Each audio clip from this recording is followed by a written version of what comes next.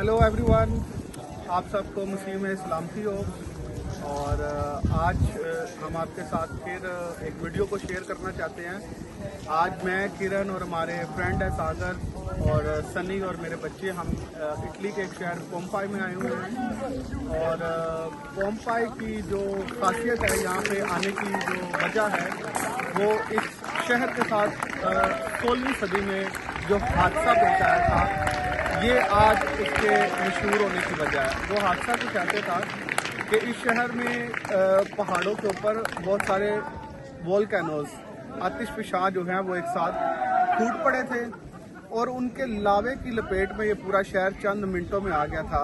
और ये पूरा शहर जो है उस लावे की लपेट से जल के राख हो गया था। और सिर्फ शहर ही नहीं, शहर में रहने वाले तमाम लोग वो जल के मिनटों के अंदर वो सफाई हस्ती से चले गए थे, ख़त्म हो गए थे। तो ये इस शहर की आज मशहूर होने की वजह है। लोग आते हैं और उस टाइम को देखते हैं, क्योंकि आज भी उसके जितने भी आर्काइव बचे हुए हैं, जो बाकियात बचे हुए हैं, वो यहाँ पे मौजूद हैं। इटालियन हुकूमत ने उनको बिल्कुल वैसे ही सेफ रखा हुआ है और लोग उनको आते हैं और उस चीज़ को विज़िट करने आते हैं। प्लस अभी हम जिस जगह पे खड़े हुए हैं, ये उस शहर का एक स्टेडियम समझ लें, ठीक है।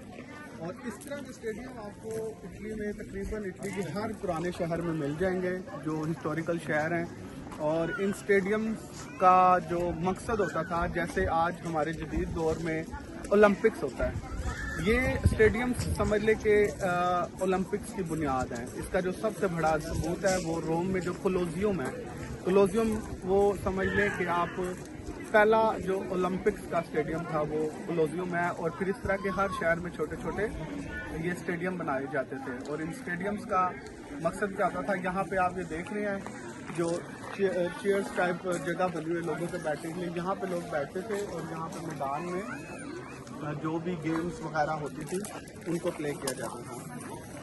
लेकिन हमारे ओलंपिक्स में और इनके ओलंपिक्स में बहुत ज़्यादा फ़र्क था, क्योंकि हमारे ओलंपिक्स में तो आजकल जो है हम नॉर्मल स्पोर्ट्स खेलते हैं जिसमें कोई भी इंसानी जान का ख़तरा नहीं होता। लेकिन इनकी स्पोर्ट्स जो है ना, वो बहुत ज़्यादा डिफरेंट होती थी, जिसमें जानी नुकसान और खून रेजी बहुत ज़्यादा होती थी। तो वहाँ पे आप ऊपर देख रहे हैं, वहाँ पे बादशाह बैठता था, वहाँ यहाँ पे सारी आवाम बैठती थी। फिर यहाँ पे दो दरवाजे हैं, आप एक दरवाज़ा यहाँ से है और एक इंट्रेंस वहाँ से है। तो जो दो लोगों का मुकाबला होता था वो इन दो दरवाज़ों से इंटर होते थे और दरमियान में आकर मुकाबलाबाजी करते थे। तो इंसानों का इंसानों से मुकाबला करवाया जाता था, जिसमें एक शख्स को हारना पड़ता था, मतलब अपनी जान गंवानी पड़ती थी, और जो बच जाता था वो जीत जाता था। प्लस सिर्फ इंसानों तक बात नहीं रुकती थी, यहाँ पे इंसानों को शेरों के साथ लड़वाया जाता था, घोड़ों के साथ लड़वाया जाता था, हाथियों के साथ। जितना भी आप ज़हन में डेंजरस से डेंजरस, खतरनाक से खतरनाक जानवर सोच सकते हैं, उन जानवरों के साथ यहाँ पे लड़वाया जाता था इंसानों को।